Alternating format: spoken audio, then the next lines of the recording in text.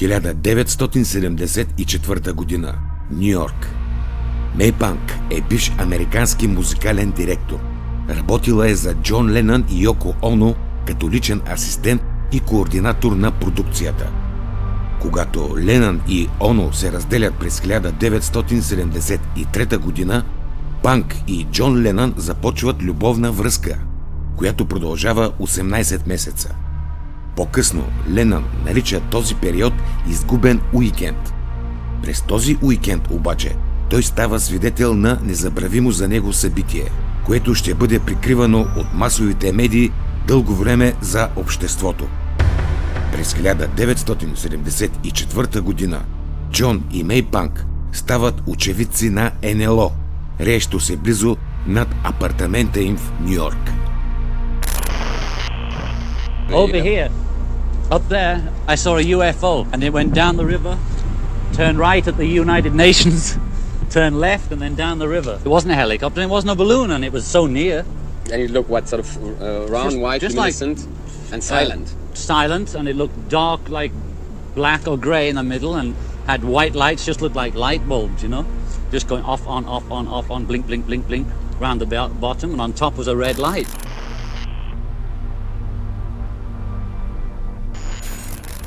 And it was summer in New York, and I had the window open, and lo and behold, there was this thing just hovering sort of 100 yards away. But I saw it so close, it wasn't in the sky or nothing, you know?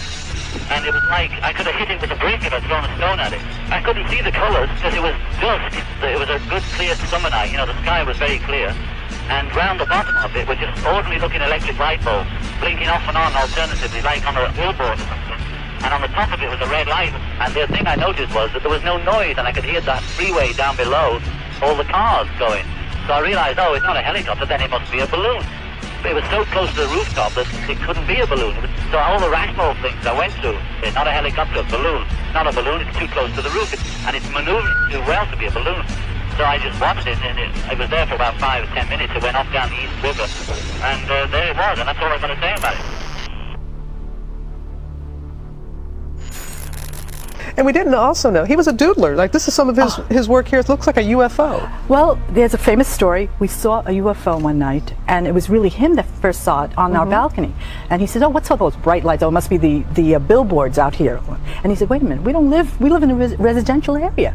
So he turned around, he sees this thing, and he realized that if he doesn't call me out, I'll say he's crazy. Right. So I get called out, and there are two of us standing nude on dark, 9:30 at night, looking at this thing with no noise, nothing. So he took the first thing, which was obviously a manila envelope, and drew it just so he wouldn't forget what it looked like. And it was a bright red light with white light going around. It's metal, that metal, you know, hot look.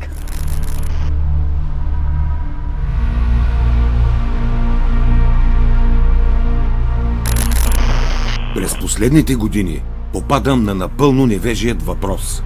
Защо НЛО се появяват само в Съединените щати? Такъв въпрос би задал човек, който напълно е изключил интелектуалният си потенциал, ако изобщо го имал някога. Другият вариант е просто да не е потърсил информация и тази липса го кара да задава неадекватни въпроси. Защото между глупост и неинформираност има все пак огромна разлика. Истината е, че в целият свят хората съобщават за странна активност на обекти в небето, летящи обекти, които не могат да идентифицират, или обекти, известни днес като НЛО. През последните десетилетия са съобщени десетки хиляди наблюдения на НЛО в Северна Америка, Южна Америка, Западна Европа, Русия, Африка, Китай, Япония, Австралия, всъщност почти всеки регион на Земята. Според експерти, тези десетки хиляди доклади вероятно представляват само 10% от действителните наблюдения. Ето защо в този епизод ще ви представя някои от тези случаи, които съм запазил през годините в личната ми видеотека. Това са доклади от последните години на миналият век, когато простотии като дронове, изкуствен интелект или проект Син Лъч, ако щете, изобщо не съществуваха. Феноменът НЛО е съществувал през цялата човешка история. Той е реален и винаги ще бъде реален.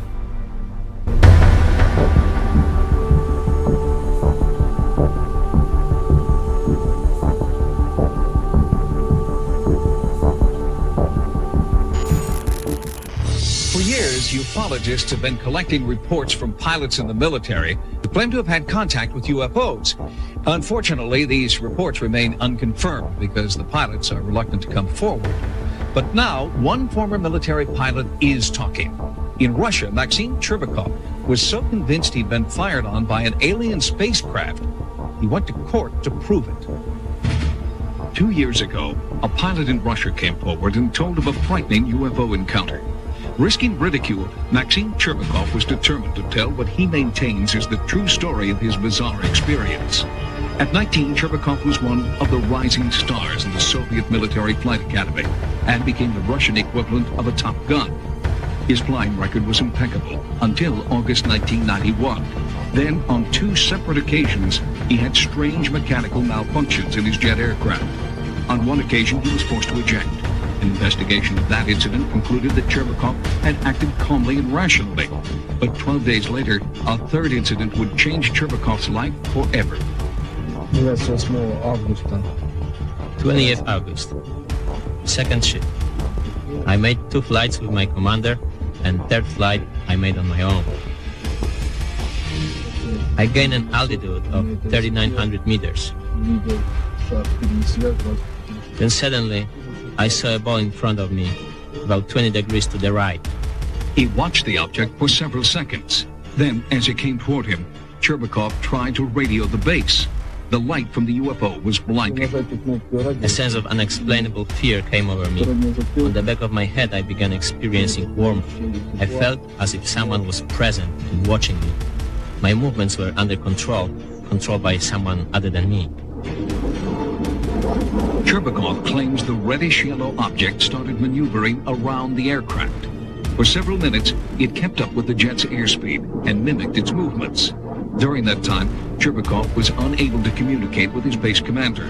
The radio emitted only a squealing sound. Pilot Chervakov's description of the UFO moving relative to his own airplane is really quite common. Dr. Richard Haynes has documented over 3,000 pilot sightings of UFOs. I have thousands and thousands of cases of pilots in daylight encounters with structured objects, in the sense of having 3-dimensional mass, in the sense of having aerodynamic kinds of flight behavior relative to the aircraft. And so what he describes here fits in very nicely to what I have from hundreds of other pilots around the world. Suddenly, in rapid-fire succession, the generator in Chervakov's jet failed. The instruments indicated a fire on board, and the cockpit filled with smoke. The base commander ordered Chervakov to eject. I began arguing with the commander because the plane was still above the residential area. My altitude began to drop rapidly. I had to pull the plane out of a nosedive. At the altitude of 1,000 meters, I finally cleared the residential area and I ejected. 4 seconds later, the plane exploded. Chervakov landed safely in a field and was rescued an hour later by a military helicopter. While officials combed the wreckage of the jet, Chervakov was examined at a military hospital. An intensive 3-day interrogation followed. The interrogation was conducted with a sense of total distrust toward me. Right from the start, they told me that the first, the second, and now the third incident is all your own doing. Chervakov was also interrogated by the KGB, who did not believe his story and charged him with insubordination and sabotage under the International Terrorism Act. Chervakov claims the KGB threatened that if he did not tell the truth, he would be brought to trial, found guilty of terrorism, and shot by a firing squad. Vladimir Azhaja heads the Russian Center for the Study of UFOs, housed in the Ministry of the Interior in Moscow. Dr. Azhaja is considered one of the world's foremost experts on UFO phenomena and has studied Chervakov's case. We concluded that Maxim has a normal, healthy psyche and is not inclined to fantasies. Retired Major General Albert Stubblebine is a former commanding general of U.S. Army intelligence. He witnessed and documented a hypnosis session conducted with Chervakov by an American psychiatrist. As she was taking him into the trance, he changed from this terrorized, fear-ridden kid into a pilot, sitting in the cockpit, sitting in the seat, sitting with the controls, relating what was going on. There was a change in the individual. Anybody can fabricate. The question is, was he fabricating? And he struck me as a person who, in that situation, was not fabricating. Whatever it was that he was saying, he truly believed had happened to him. Maxime really believed he had not done anything wrong, in fact, had done the right thing, and desperately wanted this sorted out. Although affidavits to that effect were presented at his court-martial hearing, the court still blamed Cherbakov for the destruction of his aircraft. But the military prosecutor admits that some of the evidence of Cherbakov's innocence was very convincing. From the beginning, I had doubts about the truthfulness of Cherbakov's statement. But after questioning his mother, his comrades, and his superiors, I became convinced that Cherbakov had an encounter with a UFO. In January 1992, the case against Maxim Cherbakov was dropped. But despite this vindication, he was not welcomed back into the military. There is no training for pilots to deal with such encounters. The older pilots told me that a lot of encounters happen, but they don't speak about them. I feel that I'm missing something from my soul that I want very much. My love for the planes and flying has remained and will continue to remain. Did Maxim Cherbakov see a UFO? We may never know the answer, but one thing is clear. Maxim Cherbakov ejected only after he saw that his jet would avoid populated areas below. There is now a movement underway in Russia to award Cherbakov with a medal for heroism. According to UFO researcher Richard Haynes, up to 15% of all pilots, both military and commercial, have reported some kind of contact with a UFO. Haynes believes the actual number could be quite a bit higher, since countless pilots are understandably reluctant to come forward.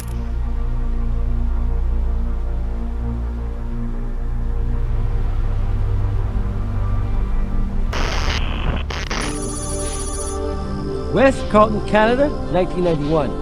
On a small farm, a pulsating glowing craft was captured on video by an anonymous source. To this day, many experts say this to be the best video of an alien spacecraft landing on terrestrial soil.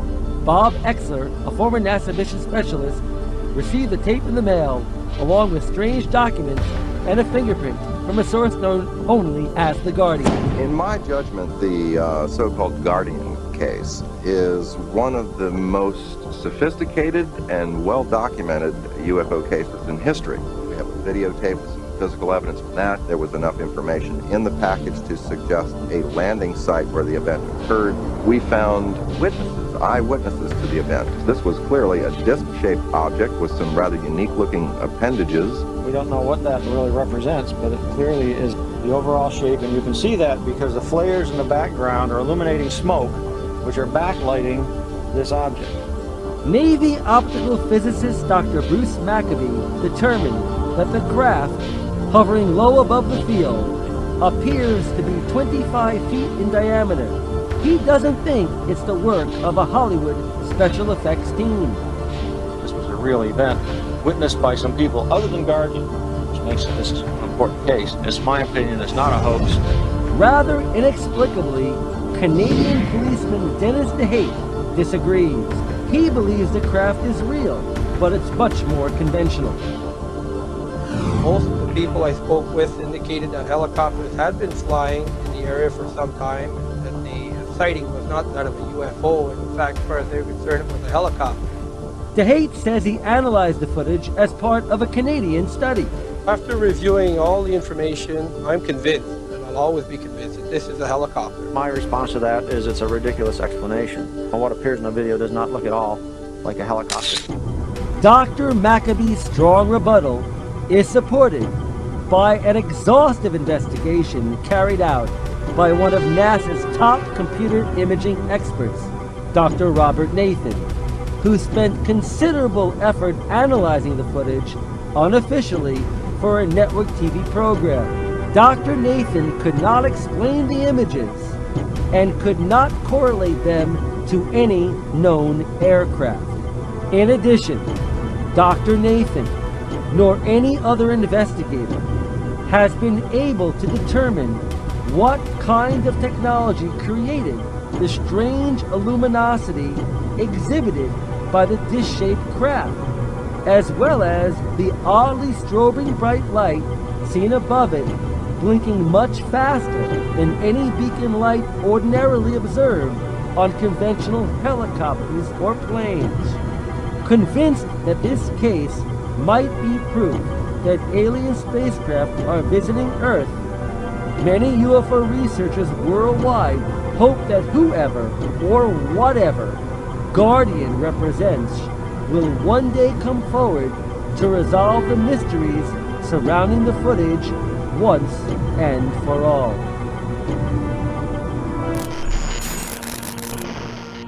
Следващата ретроспекция, която искам да ви представя от личната ми видеотека, е за един от най-интересните и документирани случаи с НЛО в небето над Иран през 1976 година. Рано сутринта на 19 септември над Техеран множество цивилни съобщават за ярък, светещ и цветен обект в небето, което накара имперските ирански военно-въздушни сили да изпратят 2 изтребителя F-4 Фантом 2 за разследване. Първият самолет, пилотиран от лейтенант Яди Назери, губи връзка с оборудване и комуникации при приближаване към обекта, възстановявайки функциите едва след отдалечаване от НЛО. Вторият самолет, пилотиран от генерал Парвис Джафари, постига радарно захващане, но наблюдава как по-малък обект се отделя от по-голямото НЛО, насочвайки се към него. Опитът му да изстреля ракета се проваля поради неизправност в оръжейната система, която очумява едва когато обектът се отдалечава от самолета. Наземни свидетели и радари потвърждават наблюдението, описвайки светещ, променящ формата си обект. Агенцията за национална сигурност на САЩ и ЦРУ правят опит да потулят случая. Нека видим този архивен и ценен репортаж.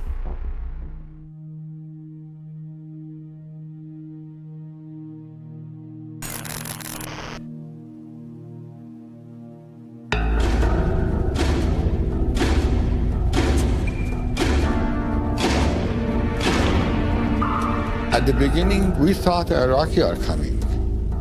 All of a sudden, I see this flying object just going round and round and round and going up and up and up. And I told my mom, I said, Mom, I just saw a flying saucer. I saw a UFO. I was going to prepare myself to shoot it down. It was seen by civilians, pilots, generals, and the unerring eye of Air Force radar. Reports ricocheted from the Shah to President Ford and back again. The film that you're watching recreates the day's events with the actual military personnel who witnessed the most compelling UFO encounter sightings has ever investigated. This film, seen here for the first time outside of Iran, was produced by the government and, in a bizarre twist of fate, would one day be used by the Ayatollah Khomeini to discredit the Shah. When I saw this object is flying that fast, then I thought this is not a helicopter and this is not an aircraft. By that time I said, oh, should be some kind of UFO. Radar readings taken inside the control tower at Mehrabad Air Force Base indicated the object was at least as large as a Boeing 707 tanker. The situation was serious. Brigadier General Nader Yousefi, base operations commander and the number 3 man in the Iranian Air Force, was notified immediately. So I picked up the phone and it was a base commander. He wanted me to know they are going to have the airplanes to take off from his base for the scramble mission. General Yousefi authorized an immediate scramble mission. An Iranian Air Force F-4 Phantom jet fighter was ordered to engage the UFO and determine what it was. The F-4 approached Mach 1 in its pursuit of the UFO. At an altitude of 23,000 feet, the lead pilot reported in that he clearly saw a brilliant object 75 miles ahead of him. His actual radio transmissions are heard here publicly for the first time outside Iran.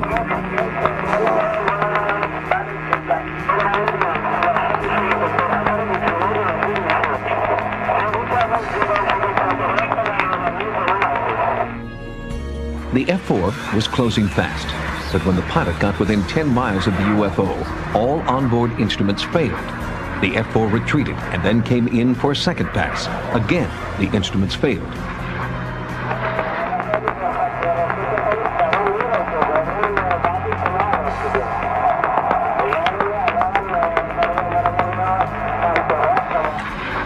It was as if an electromagnetic force field was repelling the jet fighter.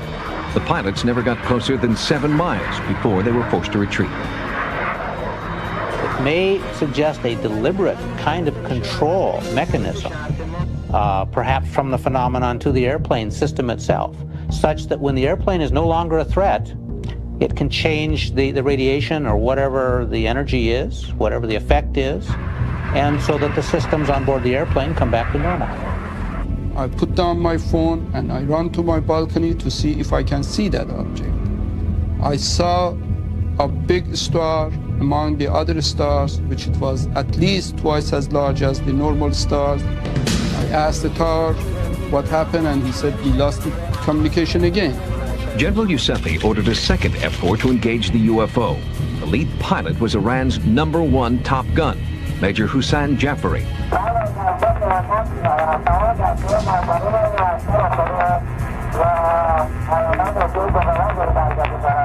It was around 12 miles.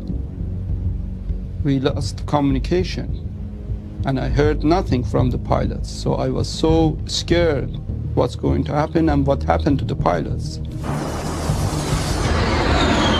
When the F-4 retreated, communication was inexplicably restored. So I asked from the tower controller to tell them to continue their mission and see if they can get more information from the flying object. Then Major Jafari nervously reported that a smaller UFO had emerged from the larger one and was trying to engage him. And it was coming toward them. They tried to shoot him down. When they squeezed the trigger, it didn't work, and the trigger was inoperative. They couldn't shoot the missiles. The pilots, fearing for their lives, tried to eject, but the eject button jammed. Every backup system was inoperable. We understood that the eject instrument also didn't work. So, in this case, I said to God, oh, God save them. The F-4 had no choice but to go into a negative G-force dive to escape this seemingly hostile UFO. When the fighter jet was 10 miles away from the larger UFO, the smaller craft flew off, and all onboard communication and instrumentation was restored to the F-4. Major Jafari reported that the smaller UFO appeared to be landing on a mountaintop just southeast of Tehran. This landing was confirmed on the radar by the control tower. Brigadier General Youssefi witnessed it from his balcony. He went down and landed on the ground. And now it is a communication between the mother ship and that small flying object. And it shows the lights between those two. It's connected. While they were landing, the tower was screaming on the phone to me, General, this flying object is following them and is going to land in Mehrabad. It is in the short final, and I see a big light with the glaring red, blue, and yellow lights. The so-called mothership tailed the F-4 into Mehrabad Air Force Base and flew low over the runway. As it performed what was described as a low-altitude flyby, power at the Air Force Base went out. That was strange for us, and we asked each other why the power went out for some seconds. Frankly, I don't have any explanation for that, but I will say that there are other cases, well documented, where power has been disrupted on the ground over fairly large areas during UFO presence. After the flyby, the craft roared off toward the west, as if to say, mission accomplished. Search parties were dispatched to the supposed landing site of the smaller UFO, while the tower tried to track the outbound mothership. It was spotted 25 minutes later over the Mediterranean by an Egyptian Air Force pilot. A report sightings was able to confirm with the Egyptian embassy. Then, over Lisbon, Portugal, the pilot, crew, and passengers of a KLM Airlines flight reported seeing the UFO as it sped westward to the Atlantic. That was the last sighting we know of to date. When the pilots who had encountered a UFO over Tehran returned home, their ordeal was only beginning. They were shocked to see how their UFO confrontation was being distorted and trivialized by a military-controlled press. We knew the capability of the other countries and their airplanes' capabilities. It could be a spy airplane. I really have no idea, but maybe from some other world. The day after the otherworldly encounter over Tehran, it was front-page news in both the Farsi and English-speaking newspapers throughout Iran. At the same time, Iranian and U.S. officials were meeting behind closed doors. This particular case is interesting from another standpoint, and that is the involvement of the American government. General Sabahat, now in exile in California, was the vice commander of the 2nd Tactical Fighter Base. He told Sightings that the day after the UFO event, he attended a top-secret meeting between the Imperial Iranian Air Force and the U.S. Air Force. General Secord, which was the head of the U.S. Air Force in our Air Force, probably commanding officer and operation, pilots, approach control of civil aviation. Hussein Parouzi, an air traffic controller at Mehrabad Air Force Base, was also present at that meeting. When they heard our report and the report of the pilot, they concluded that no country is able to have such a technology, and all of them believed it should be a strange object from other spheres. I collected the reports and I made my own observations as a report to my higher echelon, and we sent this report through the Joint Chiefs of Staff to the Shah's intention. They collect all of those information and send it to the United States by General Secord, because he was the head of the U.S. Air Force in our countries. The secret meetings continued, and rumors of a calculated disinformation program seemed to be borne out by the changing face of Tehran newspaper headlines. Day 1. Day 2. Day 3. Day 4. On day 5, the press reports the entire incident is a hoax. I don't know why the appropriate authority prohibited me to interview with the press or news reporter. I don't know why this information is prohibited from the public. Somehow the government doesn't want to open up to the public. I don't know why, but... Despite media dismissals of the event as a joke, our sources report that a full-scale military investigation continued to search for answers. I asked from the pilot of the F-4 to go and to look after that flying object. He knew where it landed. And when they flew and the army personnel, they were in the area, they couldn't see anything. The general who headed that search still lives in Tehran and denied repeated requests for an interview. But others who were present told Sightings that no physical evidence of a UFO was found on the mountaintop where so many had reported seeing a small craft landing. However, for the first 3 days after the incident, there were serious electronic anomalies in the area. The beeping sound that was picked up could be one of a number of things. It might be technology. In fact, depending on the frequency stability and interfrequency pulse and other factors like that, it very likely is a technology of some sort, as opposed to a natural phenomenon. And then there is this. An American Defense Systems Program satellite operated by the U.S. Defense Department picked up signals from an unidentifiable technology on the same night the Iranian Air Force was scrambling over Tehran. Experts from DSP are revealing this information for the first time. We saw something. The DSP satellite is, in fact, a spy satellite that monitors airspace in military hotspots. On the night of September 19, 1976, The satellite was scanning the skies over Tehran. That's an independent confirmation that an event of some type occurred at that time and place. What it was, we don't know.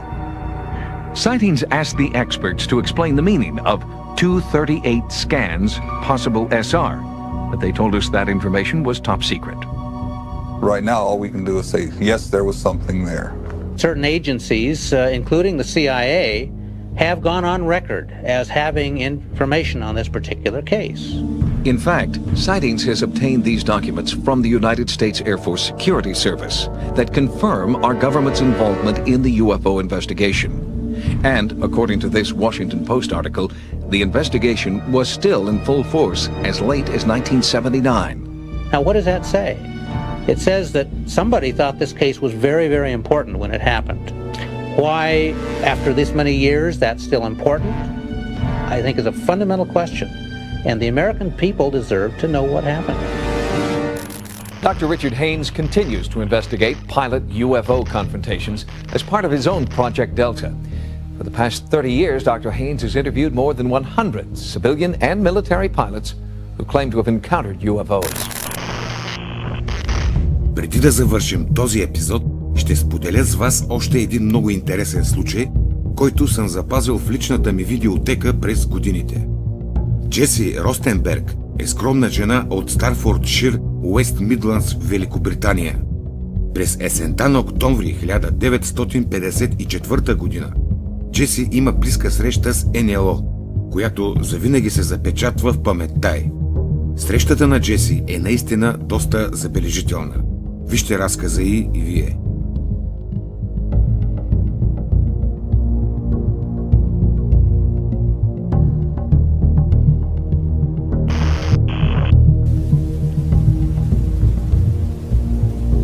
Staffordshire's had a whole crop of flying saucers. Spots in the sky, lights in the sky, strange things. But the strangest of all was seen one day over this cottage. Mr. and Mrs. Rustenberg were living there, quietly, out in the country. And, well, you just tell me what you saw. Well, it was one ordinary day. I was waiting for my husband to come home from work, and my two sons went to Seifert to school, and I was getting changed, and I heard this terrific noise. It was just like a giant cauldron of water being poured onto a fire, a shh sort of noise, you know. And my first reaction was, oh, the children. I thought maybe a plane was crashing or something like that. And I slipped my jumper on and went outside to find my two sons lying flat on the ground in the garden in front of the house, shouting, "Mummy, Mummy, there's a flying saucer." Well, naturally, I just said, "Come on, don't be stupid. Come in the house." But felt sort of a strange sensation. Wended my way up the side of the house to where we had a pump where we used to get all our water from, and automatically looked up to see this, all I can describe, this huge Mexican hat. It was stationary, this thing, and it was bright silver in colour, and it had a dome. It was tilted to sort of, I could see the occupants in it. You saw people in it? I saw people in it. There were two people in there. These people were beautiful people. That's the only way I can describe them. They had long golden hair, like a page boy bob, just like the old kings. You used to see photographs of the old kings. And the colour of the hair was golden. Now, I was really... What were they dressed in? They had a sort of a polo neck jumper affair, like a ski top suit, in pale blue. Now, these people weren't sat behind, one behind the other. They were sat together, but this, whatever it was tilted so that I could see them and they could see me. Were you looking at them through windows, through portholes? Or no, not portholes. It was just sort of like a cockpit, I suppose, that had this perspex or glass or whatever it was. They could see me anyway, and I could see them. And they had beautiful faces. I shall never forget their faces as long as I live. Their foreheads seemed to be a bit larger than, the bottom of their faces as normal people you would expect to see. But maybe this was just whatever they had round their heads, which was like a transparent fishbowl. And they just looked. And I was absolutely paralytic with fear. I couldn't move, although my mind was ticking over. And they looked so sympathetic that I was just mesmerized for what seemed to be, ages, but it could have only been seconds. And I turned to sort of look down at the boys, was unaware that they were with me because I was so absorbed. And the next thing, I looked up and it was gone. How low had it been? It had been the height, I couldn't tell you. But the house that you've seen, it was just on top of the roof. It was hovering on top of the roof. How big was it compared with the size of the house? It swallowed the whole circumference of the roof. I couldn't see, the roof was completely blotted out. The chimneys I couldn't see. All I could see was this massive object that I described as like a Mexican hat without the bubbles. And then it flew away sideways or upwards? No, I didn't see. I just looked up and it had gone. But I assume it went straight up, because for a short while after in the sky I looked around and I said to my two boys, "Well, can you see anything? Can you see anything?" And they said, "There it is, Mum," and they pointed up and I watched it. It was just like a little cotton reel in the sky, and it circled us 3 times. It went round 3 times and then it just shut off, and that was it. When I started to analyse myself afterwards, I feared that I might have had an hallucination, but then I knew I hadn't had, because my sons were so sure about what they'd seen and what I'd seen. And it went through my mind that it was a secret weapon from Russia, and then I thought, well, it can't be that, because if they had something like that, they wouldn't need to fear anybody or anything. Were you scared by it? Did you run indoors? Oh, I was petrified. I couldn't move. I couldn't move a muscle. I was paralyzed with fear. But now I wouldn't be. Because now, when I look back, I think, what an amazing thing to have happened, and for me to have seen it. And when your husband came home, where were you? Well, when my husband came home from the office, I was locked in the house with my children, under a big kitchen table that we were using. Under the table? Under the table, yes. It's funny now when I look back, it sounds absolutely ridiculous, but this is the truth. This happened. And that's it. We were ridiculed. It was very embarrassing at the time, and people, they possibly thought, oh, she's a nutter. But who cares? This is something that's happened to me, and I'm a practically minded person, and that's it.